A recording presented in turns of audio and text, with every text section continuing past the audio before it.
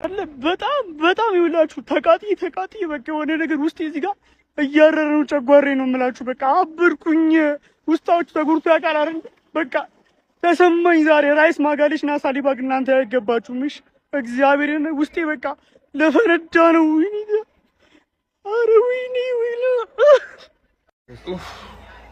እሺ ጀማው እንደ ማጣፈጫ ቅመም እንጠቀማታለን ብለን የነበረችውን ዋንጫ ማለት ነው አተናታል ኦፊሻሊ ማለት ነው። ምንም ማለት አይደለም። እውነቱን ለመናገር አይኖ ዋንጫ ማጣቱ እጅግ በጣም ነው የሚያናደው፣ በጣም ነው የሚያቃጥለው። ይሄንን ጨዋታ አሸንፈን ዋንጫውን ይዘን በአግባቡ መውጣት ነበረብን። እሱን አምናለሁ። ግን ያን ያህል ደግሞ ሴንስም ሊሰጠን ሊያስጨንቀንም ሊያስከፋንም ይገባል ብዬ አላምንም። ምክንያቱም ከፊታችን እጅግ በጣም ትልቅ ነገር ነው ያለው። የፕሪሚየር ሊግ ዋንጫ የሚባል ነገር ገብቷላ። ትልልቅ ቱርናመንቶች ላይ እየተወዳደርን ያለ ነው። ገብቷችኋል አይደል? ስለሆነ ከዚህ ጨዋታ ይልቅ የአርሰናል ደጋፊ በጣም መጨነቅ ያለበት ብዬ የማስበው ማለት ነው ቀጣይ በኢታድ የምናደርገው የፕሪሚየር ሊግ ጨዋታ ላይ ነው። በደንብ ቡድናችን ፎከስ ማድረግ ያለበት። ገብቷችኋል አይደል?